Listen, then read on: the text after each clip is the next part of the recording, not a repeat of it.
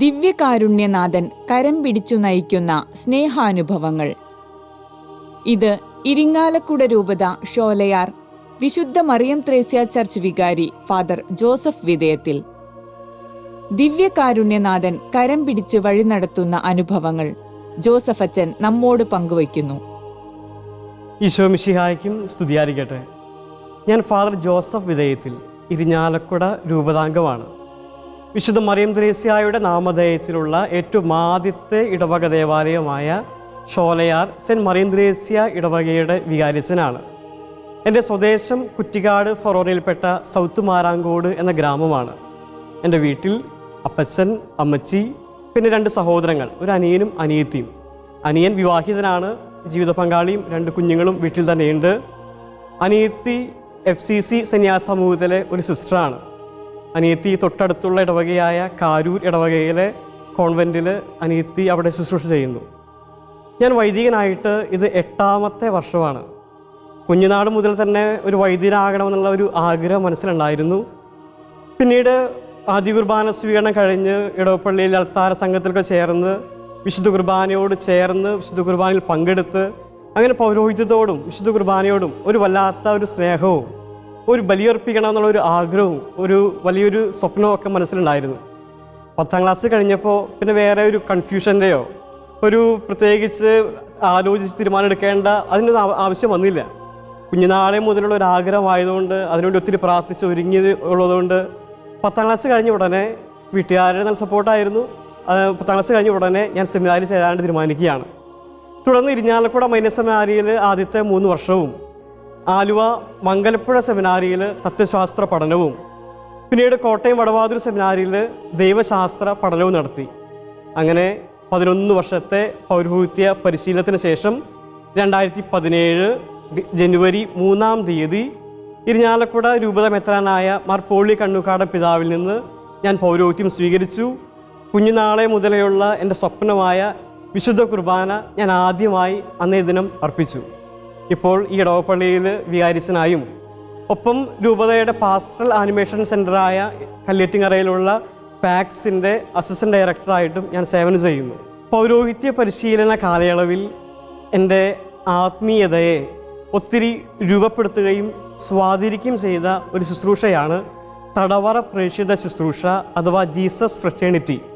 തടവറകളിലേക്ക് ഈശോയുടെ സ്നേഹവും സന്ദേശവുമായിട്ട് പ്രാർത്ഥിച്ച് ഒരുങ്ങി കടന്നു ചെല്ലുന്ന ഒരു കൂട്ടായ്മയാണ് ജീസസ് ഫ്രറ്റേണിറ്റി. ഈ ഒരു കൂട്ടായ്മയുമായി ബന്ധപ്പെട്ട പല കാര്യങ്ങളുമാണ് എൻ്റെ പൗരോഹിത്യ പരിശീലന കാലയളവിലെ വിശുദ്ധ കുർബാനയുടെ അനുഭവങ്ങൾ. അങ്ങനെ തടവറ പ്രേക്ഷിത ശുശ്രൂഷയിലൂടെ കേരളത്തിലെ 20ഓളം ജയിലുകളിലേക്ക് കർത്താവ് നിങ്ങളെ സ്നേഹിക്കുന്നു എന്ന സന്ദേശവുമായി കടന്നു ചെല്ലാനായിട്ട് ദൈവം എനിക്ക് അനുഗ്രഹം നൽകിയിട്ടുണ്ട്. തടവറ പ്രേക്ഷിത ശുശ്രൂഷ എന്ന് പറയുമ്പോൾ അതൊത്തിരി പ്രാർത്ഥിച്ച് ഒരുങ്ങി ഈശോയിൽ ശക്തി സ്വീകരിച്ച് ചെയ്യേണ്ട ഒരു ശുശ്രൂഷയാണ്. അങ്ങനെ ഞാൻ തിയോളജി പഠിക്കുന്ന 3ാമത്തെ വർഷത്തിൽ വടവാതൂർ കോട്ടയം സെമിനാരിയിൽ ഞങ്ങളൊരു ക്രിസ്തുമസ് കാലയളവിൽ തിരുവനന്തപുരം ഭാഗത്തുള്ള ജയിലുകളിലേക്ക് പോകാനായിട്ട് തീരുമാനിക്കുകയാണ്. ഒരു 15ഓളം പേര് ഞങ്ങളുടെ കൂട്ടത്തിലുണ്ട്. 1 മാസം മുമ്പേ ഞങ്ങൾ അതിനുള്ള ഒരുക്കം ആരംഭിച്ചു.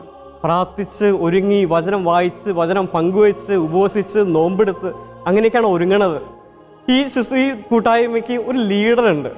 ആ ലീഡറിനോട് പൂർണ്ണമായും അനുസരിക്കുക എന്നുള്ളത് ഈ ഒരു തടവറ പ്രേക്ഷിത കൂട്ടായ്മയുടെ ഒരു ആത്മീയതയാണ്. ലീഡർ ഞങ്ങളുടെ ഒരു കൂട്ടായ്മയുടെ നേരത്തെ ഇങ്ങനെ പറഞ്ഞു, ലീഡറാണ് ഓരോരുത്തർക്കും ആവശ്യമായ ഉത്തരവാദിത്തങ്ങളൊക്കെ വിഭജിച്ച് കൊടുക്കുന്നത്. ലീഡറിനോട് പറഞ്ഞു, ഈ പ്രാവശ്യം നമ്മുടെ വിസിറ്റിന് ജയിലുകളിൽ ചെന്ന് സന്ദേശം കൊടുക്കേണ്ടത് അത് എന്നെയാണ് എന്ന് ലീഡറെ ഏൽപ്പിച്ചത്. എനിക്ക് സാഹചര്യങ്ങൾ അനുകൂലമാണെങ്കിൽ പോലും ഒരു പ്രസംഗം പറയാനോ ഒരു സന്ദേശം കൊടുക്കാനോ ഭയങ്കര ഉത്കണ്ഠയാണ്, അനുകൂലമായ സാഹചര്യത്തിൽ പോലും. പക്ഷേ ലീഡറെ അനുസരിക്കാതിരിക്കുക നിർവാഹമില്ല. ലീഡർ പറഞ്ഞാൽ അത് അതുപോലെ അനുസരിക്കണം. അന്നു മുതൽ എനിക്ക് വലിയ ടെൻഷനായി. അന്നും മുതൽ ഓരോ വിശുദ്ധ കുർബാനയിലും ഞാൻ ഈ നിയോഗം വെച്ച് പ്രാർത്ഥിക്കാൻ തുടങ്ങി. കാരണം ലൂക്കാട് സുവിശേഷം 12-ാം അധ്യായം 12-ാമത്തെ വചനത്തിൽ കർത്താവ് നമ്മോടിങ്ങനെ പറയുന്നുണ്ട്, എന്താണ് ആ സമയത്ത് പറയേണ്ടതെന്ന് പരിശുദ്ധാത്മാവ് തന്നെ നിങ്ങളെ പഠിപ്പിക്കും. ആ വചനം ആണ് എൻ്റെ ഉള്ളിൽ ഏറ്റവും ആദ്യം വന്നത്. പിന്നെ ജെറമിയ പ്രവാചകൻ്റെ പുസ്തകം 23-ാം അധ്യായം 22-ാമത്തെ വചനത്തിൽ ഒരു വചനം ഞാൻ സന്ദേശം എടുത്തപ്പോൾ ഞാൻ കാണുകയാണ്. ആ വചനം ഇങ്ങനെയാണ്, എൻ്റെ സന്നിധിയിൽ നിന്നിരുന്നെങ്കിൽ എൻ്റെ സന്നിധിയിൽ നിങ്ങൾ ആയിരുന്നെങ്കിൽ എൻ്റെ വാക്കുകൾ സ്വീകരിച്ച് അവരെ ദുഷ്പ്രവർത്തികളിൽ നിന്നും ദുർമാർഗങ്ങളിൽ നിന്നും അവരെ പിന്തിരിപ്പിക്കാൻ നിനക്ക് സാധിക്കുമായിരുന്നു എന്ന് കർത്താവ് ജെറമ്യാ പ്രവാചകൻ പറയുന്നുണ്ട്. അത് ഇസ്രായേലിലെ മറ്റ് വ്യാജ പ്രവാചകന്മാരെ പറ്റി പറയണത്. കർത്താവിൻ്റെ സന്നിധിയിൽ നിങ്ങൾ നിന്നിരുന്നെങ്കിൽ കർത്താവിൽ സന്ദേശം സ്വീകരിച്ച് മറ്റുള്ളവരോട് പ്രഘോഷിക്കാൻ നിങ്ങൾക്ക് പറ്റുമായിരുന്നു എന്നാണ് കർത്താവ് പറയണത്. ആ ഒരു വചനം എൻ്റെ ഉള്ളിലുണ്ടായിരുന്നു. അപ്പോൾ ഞാൻ ചിന്തിച്ചു, ഈശോയുടെ മുമ്പിൽ ഇരുന്നുകൊണ്ട് തന്നെ ഇതിനു വേണ്ടി ഒരുങ്ങണം. അങ്ങനെ ഫ്രീ സമയം കിട്ടുന്ന എല്ലാ അവസരങ്ങളിലും ദിവ്യകാരുണ്യ ആരാധന മുമ്പിൽ ചെന്ന് പോയിരിക്കും. ഞാൻ ചെയ്യാൻ പോകുന്ന ആ ശുശ്രൂഷയും ആ വചന സന്ദേശം നൽകുന്ന സമയത്തെയും അത് കേൾക്കാൻ പോകുന്നവരെയും ഒക്കെ ആത്മാവിൽ കണ്ടുകൊണ്ട് ഈ വചന സന്ദേശത്തിന് വേണ്ടി ഒരുങ്ങാനായിട്ട് ആരംഭിച്ചു. അങ്ങനെ വിശുദ്ധ കുർബാനയുടെ മുമ്പിൽ ഇരുന്നു കൊണ്ട് തന്നെയാണ് ഞാൻ അന്ന് ജയിലിൽ പറയാനുള്ള ആ വചന സന്ദേശം എഴുതി തയ്യാറാക്കുന്നത് പോലും. ഈശോ എന്തു മനസ്സിൽ പറയണോ അത് പേപ്പറിൽ എഴുതി ഒരുങ്ങാനായിട്ട് ഞാൻ ആരംഭിച്ചു. അങ്ങനെ എഴുതി ഒരുങ്ങി, പ്രാർത്ഥിച്ച് ഒരുങ്ങി, ഈശോയിൽ ശക്തി സ്വീകരിച്ച് അങ്ങനെ തിരുവനന്തപുരം ഭാഗത്തുള്ള ജയിലുകളിലേക്ക് പോവുകയാണ്. ജയിലിലേക്ക് പോകുമ്പോൾ എൻ്റെ മനസ്സിൽ വലിയ ഉത്കണ്ഠയുണ്ട്. കാരണം അതിനു മുമ്പും ഞാൻ ഒത്തിരി തവണ ജയിലുകളിൽ പോയിട്ടുള്ളതാണ്. അങ്ങനെ ജയിലിൽ പോയി നമ്മൾ വചനം പറയുമ്പോൾ, സന്ദേശം കൊടുക്കുമ്പോൾ അത് പള്ളിയിൽ ഇരുന്ന് പറയണ ഒരു സാഹചര്യമല്ല. പള്ളിയിൽ നിന്ന് എല്ലാവരും അത് ശ്രദ്ധയോടെ കേട്ടിരിക്കും, എല്ലാവരും ശ്രദ്ധയോടെ അറ്റൻറ്റീവായിട്ടിരിക്കും. പക്ഷേ ജയിലിൽ അവരെല്ലാവരും വളരെ അസ്വസ്ഥതയോടെ ഇരിക്കുക. ഒന്നാമത് ചില പാപങ്ങൾ ചെയ്ത് അവിടെ ഹൃദയ കഠിനമായിട്ട് പോയിട്ടുണ്ടാവും. പിന്നെ കുമ്പസാരിക്കാനോ അനുദപിക്കാനോ ഒരു സാഹചര്യം, അവസരം നമ്മുടെ ഇല്ലല്ലോ. അതുകൊണ്ട് എല്ലാവരും വളരെ റെസ്റ്റ്ലെസ് ആയിരിക്കും. ചിലപ്പോൾ പലരും പല കമൻറ്റുകൾ പറയും, ചിലപ്പോൾ പലരും ഓളിയെടുക്കും, ചിലർ കൂവും, നമ്മൾ തമാശയൊക്കെ പറഞ്ഞ് നമ്മൾ നിരുത്സാഹപ്പെടുത്തും. അങ്ങനെ പല പല അനുഭവങ്ങൾ ജയിൽ മിനിസ്ട്രിയിൽ എൻ്റെ അനുഭവത്തിലുണ്ട്. ഇതെല്ലാം ഈ സമയത്ത് എൻ്റെ മനസ്സിലേക്ക് വരുന്നുണ്ട്. അതുമാത്രമല്ല, ആദ്യം വചനം പറയേണ്ടത് ഒരു വനിതാ ജയിലാണ്. അതുകൂടി കേട്ടപ്പോൾ എനിക്ക് ആകെ ഒരു ടെൻഷനും ഉത്കണ്ഠയായി. പക്ഷേ കർത്താവ് പറഞ്ഞ വചനങ്ങളൊക്കെ ഉള്ളിലുണ്ട്.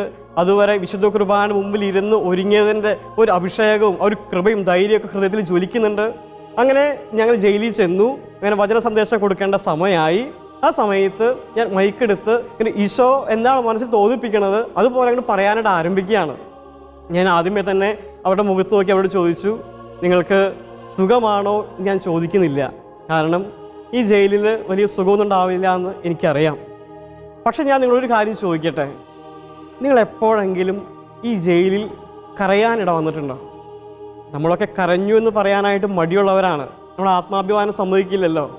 പക്ഷേ രാത്രി ഉറങ്ങുന്ന വേളയിൽ നിങ്ങൾക്ക് നഷ്ടപ്പെട്ട നിങ്ങളുടെ കുടുംബത്തെ ഓർത്ത്, കുടുംബജീവിതത്തെ ഓർത്ത്, നിങ്ങളുടെ മക്കളെ ഓർത്ത്, നിങ്ങൾ മൂലം അപമാനിതരായ നിങ്ങളുടെ മക്കൾ, തല കുനിഞ്ഞുപോയ നിങ്ങളുടെ സഹോദരങ്ങൾ, നഷ്ടപ്പെട്ടു പോയ സ്നേഹത്തിൻ്റെ സമയം, അതൊക്കെ ഓർത്ത് എപ്പോഴെങ്കിലും അറിയാതെ ഒന്ന് രണ്ട് തുള്ളി കണ്ണുനീര് എൻ്റെ കണ്ണിൽ നിന്ന് അടർന്നു വീഴാൻ ഇട വന്നിട്ടുണ്ടോ? ഞാൻ എത്രയോ പറഞ്ഞുള്ളൂ. അതേ പറഞ്ഞപ്പോഴേക്കും ആ അസ്വസ്ഥമായ ആ ജയിലിൻ്റെ അന്തരീക്ഷം ആകെ ശാന്തമായി. കേട്ടുകൂടി ഇതെല്ലാവരും ശ്രദ്ധിക്കാൻ തുടങ്ങി.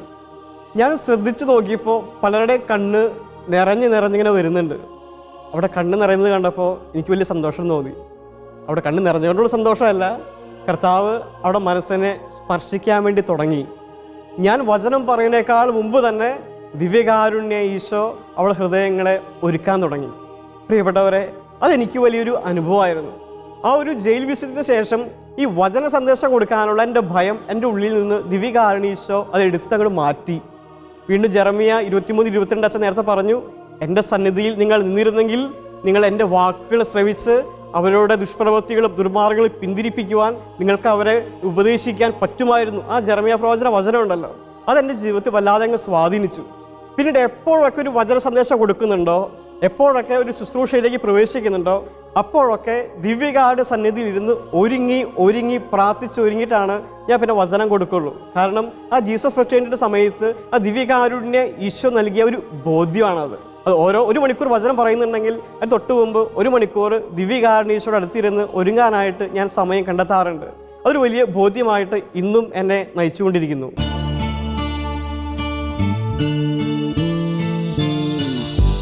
കരുണതൻ കയർ പിടിച്ച് നയിച്ചിടും സ്നേഹമേ, കരുണതൻ കയർ പിടിച്ച് നയിച്ചിടും സ്നേഹമേ, ദിവ്യകാരുണ്യ സ്നേഹമേ, പരിശുദ്ധ സ്നേഹമേ, ദിവ്യകാരുണ്യ സ്നേഹമേ, പരിശുദ്ധ സ്നേഹമേ, പരിശുദ്ധ പരമദിവ്യകാരുണ്യമേ, അനന്ത സ്നേഹമേ, പരിശുദ്ധ പരമദിവ്യകാരുണ്യമേ, അനന്ത സ്നേഹമേ. വിശുദ്ധ കുർബാന ഒരേ സമയം ഒരു വിരുന്നുമാണ്, ഒരു ബലിയുമാണ്. ഈ രണ്ട് ദൈവശാസ്ത്ര വ്യാഖ്യാനങ്ങളിൽ ഞാൻ ഏറ്റവും കൂടുതൽ ആസ്വദിക്കുന്നതും എന്നെ സ്വാധീനിക്കുന്നതും വിശുദ്ധ കുർബാന ഒരു വിരുന്നാണ് എന്ന ദൈവശാസ്ത്ര വ്യാഖ്യാനമാണ്.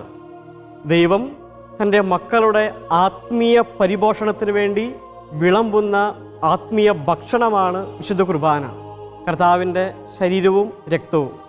വിരുന്നായതുകൊണ്ട് തന്നെ അത് ഒറ്റയ്ക്ക് ഭക്ഷിക്കുന്നതിനേക്കാൾ കൂടുതൽ ആനന്ദകരമായ കാര്യമാണ്, ആസ്വാദികരമായ കാര്യമാണ് ഒരു കുടുംബമായിട്ട് ഈ സ്വർഗീയ വിരുന്ന് ഭക്ഷിക്കുമ്പോഴുള്ളത്. ഞാൻ കുടുംബമെന്ന് പറയുമ്പോൾ ഈ ഭൗതികമായ നമ്മൾ ഈ ഭൂമിയിൽ ജീവിക്കുമ്പോഴുള്ള കുടുംബത്തെ പറ്റിയല്ല ഞാൻ ഉദ്ദേശിക്കുന്നത്. നമ്മളെല്ലാവരും ഒരു ആത്മീയ കുടുംബത്തിലെ അംഗങ്ങളാണ്. വിശുദ്ധ പൗലോസ് ശ്ലീഹ എഫേസോസ്കാർക്കെഴുതിയ ലേഖനം 2:19 ഇങ്ങനെ പറയുന്നുണ്ട്, നമ്മൾ വിശുദ്ധരുടെ സഹപൗരരാണ്.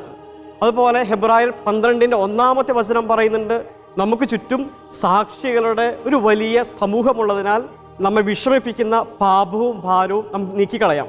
എന്ന് പറഞ്ഞാൽ നമ്മൾ സ്വർഗമാകുന്ന തുറമുഖത്തേക്ക് യാത്ര ചെയ്യുന്നത് ഒരു കുടുംബമായിട്ടാണ്. ഞാൻ പൗരോഹിത്യ പരിശീലന കാലയളവിൽ കോട്ടയം വടവാതൂർ സെമിനാരി പഠിക്കുമ്പോൾ എൻ്റെ ആത്മീയ പിതാവായിരുന്നു ചങ്ങനാശ്ശേരി രൂപക്കാരനായ ഫാദർ വർഗീസ് കോടിക്കൽ. ഒരു വിശുദ്ധനായൊരു വൈദികനാണ്. അച്ഛൻ പലപ്പോഴും ഇങ്ങനെ പറയാറുണ്ട്, മോനെ, നമുക്ക് നമ്മുടെ ആത്മീയ ജീവിതത്തിൽ ഒരു കുടുംബം വേണം. ആ കുടുംബത്തോട് ചേർന്ന് നമ്മൾ ബലിയർപ്പിക്കുമ്പോൾ ഈ വിശുദ്ധ കുർബാനയൊക്കെ കുറച്ചുകൂടി ആസ്വാദികരമായിട്ട് നമുക്ക് തോന്നും. ഒരു കുടുംബം, ആത്മീയ കുടുംബം എന്ന് പറയുമ്പോൾ ആ കുടുംബത്തിൽ നമ്മുടെ അമ്മയായിട്ട് പരിശുദ്ധ അമ്മയെ നമ്മൾ സ്വീകരിക്കണം, നമ്മുടെ അപ്പനായിട്ട് ഔസപിതാവിനെ സ്വീകരിക്കണം. പിന്നെ നമുക്ക് പേരിന് കാരണഭൂതരായ വിശുദ്ധരൊക്കെ ഉണ്ടാവുമല്ലോ, നമുക്കൊരു മാമോദിസ പേരുണ്ടാവുമല്ലോ, ആ വിശുദ്ധനെ നമ്മുടെ കുടുംബത്തിൽ സ്വീകരിക്കണം. കാവൽ മാലാഖയെ സ്വീകരിക്കണം. പിന്നെ നമുക്ക് ഇഷ്ടപ്പെട്ട കുറേ വിശുദ്ധരൊക്കെ ഉണ്ടാവും, അവരൊക്കെ ഈ ആത്മീയ കുടുംബത്തോട് അങ്ങ് ഉൾച്ചേർക്കണം. എന്നിട്ട് വിശുദ്ധ കുർബാനയ്ക്ക് മുമ്പ് ഈ വിശുദ്ധരെയൊക്കെ നമ്മൾ അടുത്ത് പിടിച്ച് കൊണ്ടുപോയി നിർത്തണം. നമ്മളോട് പറയണം, വിശുദ്ധരെ, എൻ്റെ പ്രിയപ്പെട്ട ആത്മീയ കുടുംബാംഗങ്ങളെ, ഈ കുർബാനയുടെ സമയത്ത് എൻ്റെ അടുത്തൊന്ന് വന്ന് നിൽക്കണമേ, ഞാൻ ഈശോയെ സ്വീകരിക്കുന്ന സമയത്ത് നിങ്ങൾ എൻ്റെ ഹൃദയത്തെ ഒന്ന് ഒരുക്കണമേ, അങ്ങനെ പറഞ്ഞ് പ്രാർത്ഥിക്കണം. അപ്പോൾ നിനക്ക് വിശുദ്ധ കുർബാന നിമിഷങ്ങൾ അത് ബോറടിയായിട്ട് തോന്നൂല. അപ്പോൾ നിനക്ക് കൂടുതൽ വിശുദ്ധ കുർബാന അനുഭവവേദ്യമായിട്ട് തോന്നും. എൻ്റെ ഈ ആത്മീയ പിതാവായ വർഗീസ് കോടിക്കലച്ചൻ എന്നോട് പറഞ്ഞ ഒരു കാര്യം ഞാൻ ജീവിതത്തിൽ അത് അനുവർത്തിമാക്കാനായിട്ട് ഞാൻ പരിശ്രമിക്കുകയുണ്ടായി. എൻ്റെ ആത്മീയ കുടുംബത്തിൽ ഞാൻ പരിശുദ്ധ അമ്മയെ എൻ്റെ അമ്മയായിട്ട് ഞാൻ സ്വീകരിച്ചു. വിശുദ്ധ ഔസേയ പിതാവിനെ എൻ്റെ അപ്പനായിട്ട് സ്വീകരിച്ചു. എൻ്റെ പേരിന് കാരണഭൂതനാണ് വിശുദ്ധ ഔസേയ പിതാവ്.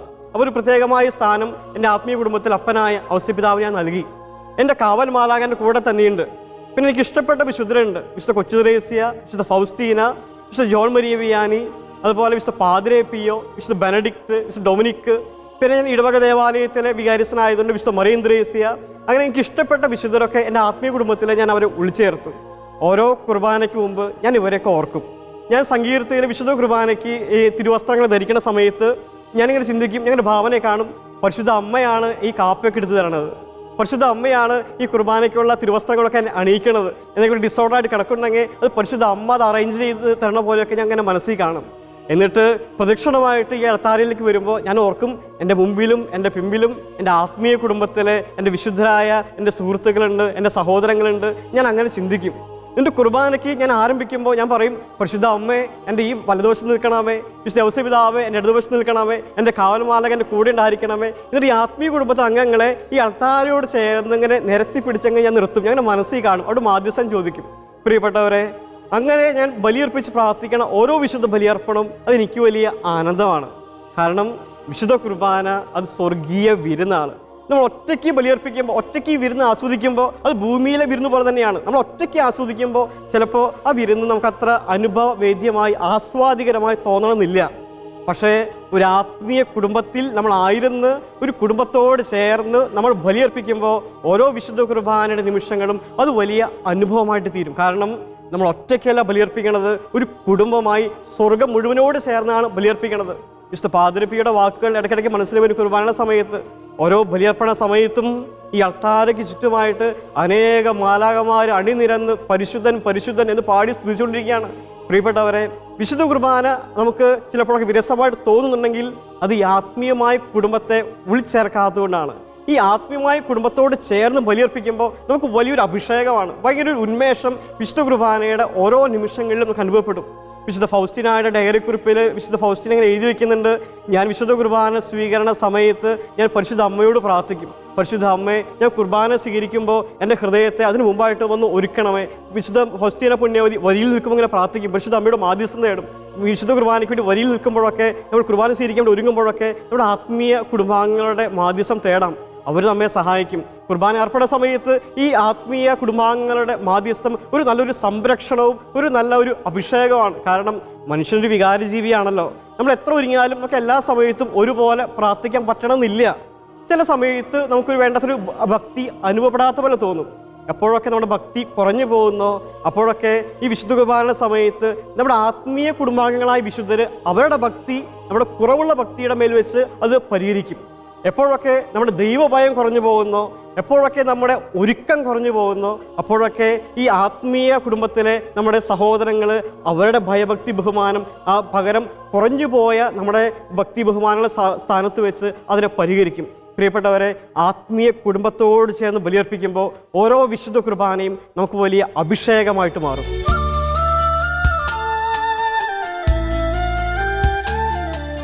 സ്വർഗീയ ജീവൻ പകർന്നു നൽകാൻ നിത്യമാം ജീവന്റെ മാർഗമാകാൻ എന്നും ആരാധ്യനായി വാഴുമീശോ ഈ തിരുവോസ്തിയിൽ വാസമായി ആരാധിക്കാം, പാട്ടുപാടാം, ആ തിരുനാമത്തെ പാടി വാഴ്ത്താം, ആനന്ദ കീർത്തനം പാടി നിത്യം ആരാധനാ സ്തുതി സ്തോത്രമേകാം.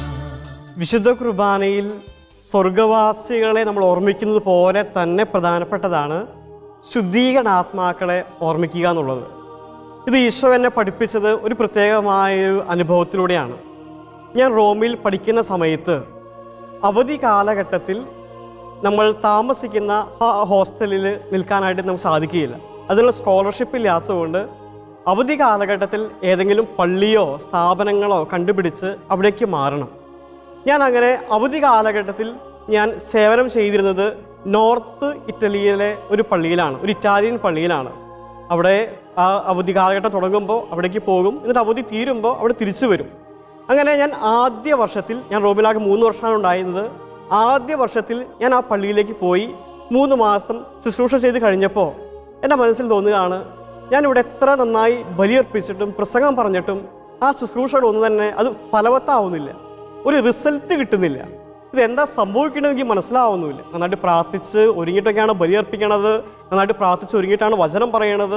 പക്ഷേ നമ്മളൊരു വചനം അങ്ങ് യേശുനാമത്തിൽ പ്രഖ്യാപിച്ച് കഴിയുമ്പോൾ ആ വചനം അതാരാലും സ്വീകരിക്കപ്പെടാതെ തിരിച്ചു വരുന്ന ഒരു അനുഭവമാണ് ഓരോ കുർബാനയും കഴിയുമ്പോൾ എനിക്ക് തോന്നണത്.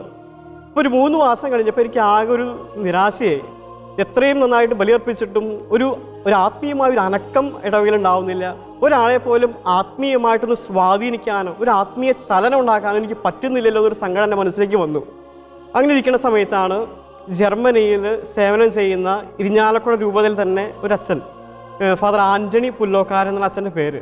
അച്ഛൻ ജർമ്മനിയിൽ വളരെ നന്നായിട്ട് കരിസ്മാറ്റിക് ധ്യാനമൊക്കെ നടത്തി അനേകായിരം ജർമ്മൻസിനോട് വചനം പ്രസംഗിക്കുന്ന ഒരു അച്ഛനാണ്. ഞാൻ അച്ഛനോട് പറഞ്ഞു, അച്ഛാ, ഞാനിപ്പോൾ ആയിരിക്കുന്ന പള്ളിയിൽ അത് എന്തോരം പ്രാർത്ഥിച്ചൊരുങ്ങി ബലിയർപ്പിച്ചിട്ടും പ്രസംഗിച്ചിട്ടും ആ ഇടവകയുടെ മേലൊരു ആത്മീയമായൊരു അധികാരം കിട്ടാത്ത പോലെ, ശുശ്രൂഷയ്ക്ക് എന്തൊക്കെയോ തടസ്സങ്ങളുള്ള പോലെ ഞാൻ അച്ഛനോട് പറയുകയുണ്ടായി. അപ്പോൾ അച്ഛൻ എന്നോട് പറഞ്ഞു, മോനെ, ഞാൻ ഈ പള്ളിയിൽ ഇപ്പോൾ ഒരു 15-16 വർഷമായി ഇവിടെ വന്നിട്ട് ഞാൻ ഈ പള്ളിയിൽ വരുമ്പോഴും എൻ്റെ അവസ്ഥ ഇത് തന്നെയായിരുന്നു. എത്ര നന്നായിട്ട് ബലിയർപ്പിച്ചാലും അതിൻ്റെ ഒരു ഫലം ഇടവകയിലേക്ക്, ജനത്തിനിടയിലേക്ക് അത് ഇറങ്ങാത്ത പോലെ, ശുശ്രൂഷകളൊക്കെ ബ്ലോക്കായിട്ട് പോകുന്ന പോലെ, ശുശ്രൂഷകൾ തടസ്സം വരുന്ന പോലെ, ഒരു വചനങ്ങളൊക്കെ അത് ശ്രവിക്കപ്പെടാതെ പോകുന്ന പോലെ, അത് മനസ്സിലാക്കപ്പെടാതെ പോകുന്ന ഒരു അനുഭവമാണ് എനിക്കുണ്ടായിരുന്നത്. ഞാൻ അങ്ങനെ ഈശോയുടെ മുമ്പിൽ കുറേ നേരം പ്രാർത്ഥിച്ചു. ഒടുവിൽ കർത്താവ് എന്നോട് പറഞ്ഞു, ആ ഇടവയിൽ മരിച്ചു പോയവർക്ക് വേണ്ടി സ്ഥിരമായിട്ട് പ്രാർത്ഥിക്കാനായിട്ട് ഈശോയോട് ആവശ്യപ്പെടുകയാണ്. അങ്ങനെ കർത്താവ് പറഞ്ഞതനുസരിച്ച് അച്ഛൻ്റെ ഇടവ പള്ളിയിൽ നിന്ന് മരിച്ചു പോയവരുടെ ആത്മാക്കൾക്ക് വേണ്ടി പ്രത്യേകമായിട്ട് പ്രാർത്ഥിക്കാൻ തുടങ്ങി. അവരുടെ സിമിത്തേരി പോയി കുറേ നേരം പ്രാർത്ഥിക്കാൻ തുടങ്ങി. ആ ഇടവക എന്ന് പറയുന്നത് 1-ാം ലോക മഹായുദ്ധ കാലഘട്ടത്തിലും 2-ാം ലോക മഹായുദ്ധ കാലഘട്ടത്തിലും ഒത്തിരി പേര് മരിച്ചുപോയ ഒരു ഇടവകയാണ്. അച്ഛൻ അവിടെയുള്ള എല്ലാ മരിച്ചുപോയവരെ സമർപ്പിച്ച് പ്രാർത്ഥിക്കാൻ തുടങ്ങി. ഒരു കാലഘട്ടം കഴിഞ്ഞപ്പോൾ ആ ഇടവകയിലുള്ള അച്ഛൻ്റെ ശുശ്രൂഷയുടെ എല്ലാ തടസ്സങ്ങളും വിട്ടുമാറി. അച്ഛൻ ആ ശുശ്രൂഷ അത് ഭാരമില്ലാത്തതായിട്ട് മാറി. അച്ഛന് വചനം പറയുമ്പോൾ അത് ആളുകൾ ഉള്ളിൽ കയറണതും അത് ഫലമായിട്ട് മാറുന്നതും പൊട്ടിമുളച്ച് വേര് പിടിച്ച് അഭിഷേകമായിട്ട് മാറുന്നതൊക്കെ അച്ഛൻ അനുഭവിക്കാൻ തുടങ്ങി. ഈ ഒരു സംഭവം അച്ഛനോട് പറഞ്ഞപ്പോൾ പരിശുദ്ധാത്മാവ് എൻ്റെ ഉള്ളിലും ഒരു ബോധ്യം തന്നു ഇതുമായിട്ട് ബന്ധപ്പെട്ട്. അങ്ങനെ ഞാൻ ഇടവകയിലായിരിക്കുമ്പോൾ ആ ഇടവകയിൽ മരിച്ചു പോയവരുടെ വിശുദ്ധീകരണത്തിന് വേണ്ടി, ശുദ്ധീകരണാത്മാക്കൾക്ക് വേണ്ടി ഞാൻ പ്രാർത്ഥിക്കാനായിട്ട് ആരംഭിക്കുകയാണ്. ആ പള്ളിയുടെ ഒരു ചുവരിൽ 1-ാം ലോക മഹായുദ്ധ കാലഘട്ടത്തിൽ മരിച്ചുപോയ ഒത്തിരി പേരുടെ പേരുകളുണ്ട്. 2-ാം ലോക മഹായുദ്ധ കാലഘട്ടത്തിൽ മരിച്ചുപോയവരുടെ ഒത്തിരി പേരുകളുണ്ട്. അതുപോലെ കോവിഡിൻ്റെ സമയത്തും ഒത്തിരി പേര് ആ ഇടവയിൽ മരിക്കാൻ ഇടവന്നിട്ടുണ്ട്. ആ ഇടവക പണിതിട്ട് തന്നെ ഒരു 120ഓളം വർഷമായിട്ടുണ്ട്. ആരംഭം മുതൽ ഇന്നേ വരെ മരിച്ചുപോയ എല്ലാവരെയും ഞാൻ ഓർത്ത് പ്രാർത്ഥിക്കാൻ ആരംഭിച്ചു. വിശുദ്ധ കുർബാനയ്ക്ക് മുമ്പ് 1 മണിക്കൂർ മുമ്പ് ഞാൻ പള്ളിയിലേക്ക് എത്തും. എന്നിട്ട് സക്രാരിയുടെ മുമ്പിലിരുന്ന് ശുദ്ധീകരണ ആത്മാക്കൾക്ക് വേണ്ടി ഞാൻ പ്രത്യേകമായിട്ട് പ്രാർത്ഥിക്കാൻ ആരംഭിക്കുകയാണ്. പ്രിയപ്പെട്ടവരെ, കുറച്ച് ആഴ്ചകൾ കഴിഞ്ഞപ്പോൾ എൻ്റെ ആ തടസ്സങ്ങൾ വിട്ടുമാറുന്നൊരു അനുഭവം എനിക്കുണ്ടായി.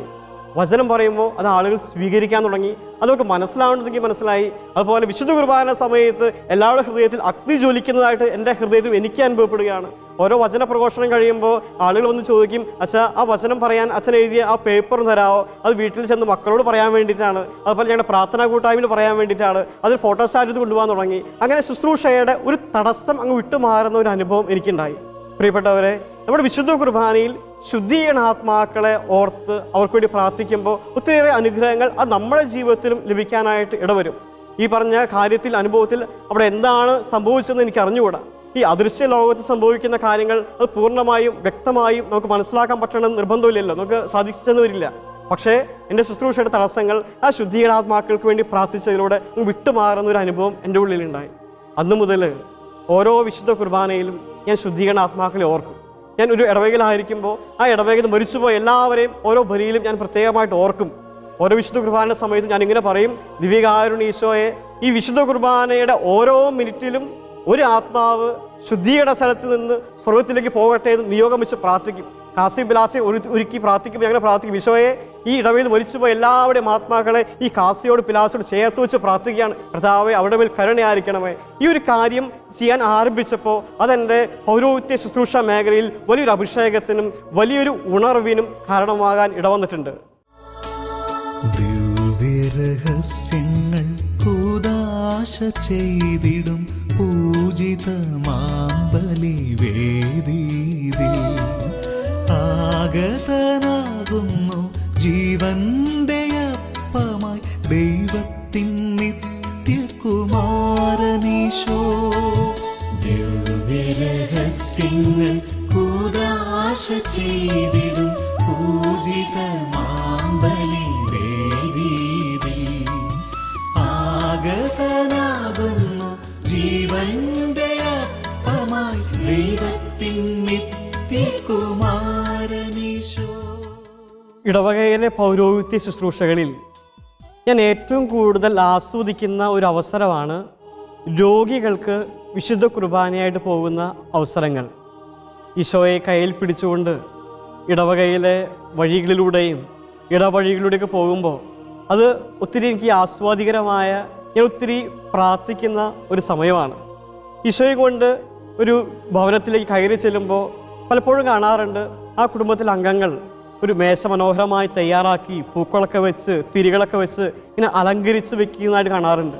എന്നിട്ട് ആ മേശയിൽ ഈശോയോടെ വെച്ചിട്ട് രോഗി കിടക്കുന്ന ആ മുറിയിലേക്ക് കുമ്പസാരിപ്പിക്കാൻ പോയി കുമ്പസാരം കഴിഞ്ഞ് തിരിച്ച് വിശുദ്ധ കുർബാന കൊടുക്കാൻ വേണ്ടി ആ മെയിൻ മുറിയിലേക്ക് വരുമ്പോൾ പലപ്പോഴും ഞാൻ കാണുന്ന ഒരു കാഴ്ചയാണ്, ആ കുടുംബാംഗങ്ങളെല്ലാവരും ഈശോയുടെ മുമ്പിൽ മുട്ടുകുത്തി അവരെല്ലാവരും പ്രാർത്ഥിക്കുന്ന രംഗം ഞാൻ പലപ്പോഴും കാണാറുണ്ട്. അത് കാണുമ്പോഴൊക്കെ അവർക്ക് ഈശോയോടുള്ള സ്നേഹവും ബഹുമാനമൊക്കെ കാണുമ്പോൾ പലപ്പോഴും എൻ്റെ കണ്ണറിയാതെ നിറഞ്ഞു പോകാറുണ്ട്. ഇതുപോലെ എനിക്കൊരു ഹൃദയത്തിൽ തറയ്ക്കുന്ന ഒരു അനുഭവം ഞാൻ ആദ്യം പൗരോഹിത്യ ശുശ്രൂഷ ചെയ്ത ഒരു പള്ളിയിൽ ഞാൻ ഓർക്കുന്നുണ്ട്.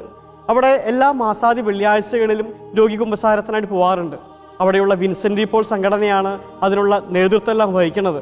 അങ്ങനെ ഓട്ടോറിക്ഷയിൽ വിശുദ്ധ കുർബാനയുമായിട്ട് ഞാനൊരു ഭവനത്തിലേക്ക് കയറി ചെല്ലുമ്പോൾ ആ ഭവനത്തിൽ 3 പേരാണ് കുർബാന സ്വീകരിക്കാനുള്ളത്. 3 പേരാണ് ആ വീട്ടിലുള്ളൂ. ഒന്നാമത്തെ ആൾ ആ കുടുംബത്തിലെ കുടുംബനാഥനാണ്. അദ്ദേഹത്തിന് സംസാരശേഷിയില്ല. അദ്ദേഹം കട്ടിൽ നിന്ന് എഴുന്നേൽക്കാൻ പോലും പറ്റാത്ത ഒരു പരുവത്തിലാണ്. ഒരു കുടുംബനാഥയുണ്ട്. കുടുംബനാഥയ്ക്ക് വീടിന് പുറത്തേക്ക് ഇറങ്ങാൻ പറ്റാത്ത ആരോഗ്യ പ്രശ്നങ്ങളുണ്ട്. പിന്നെയുള്ളത് ഒരു ഭിന്നശേഷിക്കാരനായ ഒരു കുട്ടിയാണ്. വിശുദ്ധ കുർബാനയും പിടിച്ചുകൊണ്ട് ഞാൻ ഓട്ടോറിക്ഷയിൽ നിന്ന് പുറത്തേക്ക് ഇറങ്ങുമ്പോൾ ഞാൻ പലപ്പോഴും കാണുന്നൊരു കാഴ്ചയാണ്, ആ ഭിന്നശേഷിക്കാരനായ കുട്ടി ഒരു മെഴുകുതിരി കത്തിച്ച് ആ മെഴുകുതിരിയുമായിട്ട് വിശുദ്ധ കുർബാന എതിരേക്കാൻ വേണ്ടി വരും. എന്നിട്ട് ആ വെറും മുറ്റത്ത് അവിടെ മുട്ടുകുത്തി ഈശോയെ ആചാരം ചെയ്യും. എന്നിട്ട് ഈശോയെ ആ വീട്ടിലേക്ക് സ്വീകരിക്കും. ഇത് കാണുമ്പോൾ പലപ്പോഴും എൻ്റെ കണ്ണ് അത് നിറയാറുണ്ട്. പലപ്പോഴും വലിയ ബുദ്ധിമാന്മാർക്ക് ദിവ്യകാരുണ്യ ഈശോയെ മനസ്സിലാക്കാൻ ഒരു ബുദ്ധിമുട്ട് അനുഭവപ്പെടാറുണ്ട്. പക്ഷേ ആ സമയത്താണ് ഒരു ഭിന്നശേഷിക്കാരനായിട്ടുള്ളൊരു കുഞ്ഞ് വിശുദ്ധ കുർബാനയിൽ ഈശോ ഉണ്ടെന്ന് മനസ്സിലാക്കി, ജീവിക്കുന്ന ദൈവമുണ്ടെന്ന് മനസ്സിലാക്കി, കർത്താവിൻ്റെ മുമ്പിൽ മുട്ടുകുത്തി ആചാരം ചെയ്ത് കർത്താവിനെ ആ വീട്ടിലേക്ക് സ്വീകരിക്കണത്. ബുദ്ധിമാന്മാരെ അവിടെ തന്ത്രങ്ങളിൽ അവിടുന്ന് കുടുക്കിയിട്ടു എന്നൊരു വചനമുണ്ടല്ലോ വിശുദ്ധ ഗ്രന്ഥത്തിൽ. ഈശോയെ മനസ്സിലാക്കണമെങ്കിൽ വിശുദ്ധ കുർബാനയിൽ ഗോതമ്പപ്പത്തിൽ മറഞ്ഞിരിക്കുന്ന കർത്താവിൻ്റെ കട്ട പിടിച്ച സ്നേഹത്തെ മനസ്സിലാക്കണമെങ്കിൽ ഹൃദയത്തിൽ ഒരു നിഷ്കളങ്കമായ ഒരു വിശ്വാസം വേണം. ഒരു സിമ്പിൾ ഫെയ്ത്ത് ഉണ്ടെങ്കിൽ മാത്രമേ നമുക്ക് വിശുദ്ധ കുർബാനയെ മനസ്സിലാക്കാൻ പറ്റുള്ളൂ. വിശുദ്ധ കുർബാന എന്ന ഒരു ചെറു ഓസ്തിയിൽ കർത്താവിൻ്റെ മറഞ്ഞിരിക്കുന്ന വലിയ സ്നേഹത്തെ മനസ്സിലാക്കാൻ നമ്മുടെ ഹൃദയത്തിൽ ഒരു നിഷ്കളങ്കമായൊരു സിമ്പിൾ ഫെയ്ത്ത് നമുക്ക് ആവശ്യമാണ്. പ്രിയപ്പെട്ടവരെ, ഓരോ വിശുദ്ധ കുർബാനയിലും നമ്മുടെ ഉള്ളിലേക്ക് എഴുന്നള്ളി വരണത് ജീവിക്കുന്ന കർത്താവാണ്. നമുക്ക് എന്തുമാത്രം വിശ്വാസം ഉണ്ടായാലും അനുഭവം ഉണ്ടായാലും ഇല്ലെങ്കിലും ജീവിക്കുന്ന കർത്താവ് ഓരോ വിശുദ്ധ കുർബാനയിലും നമ്മെ സന്ദർശിക്കുന്നുണ്ട്. ഓരോ വിശുദ്ധ കുർബാനയിലൂടെയും നമ്മുടെ ഉള്ളിലേക്ക് എഴുന്നള്ളി വരുന്നുണ്ട്. ഈശോ എല്ലാവരെയും സമൃദ്ധമായി അനുഗ്രഹിക്കട്ടെ.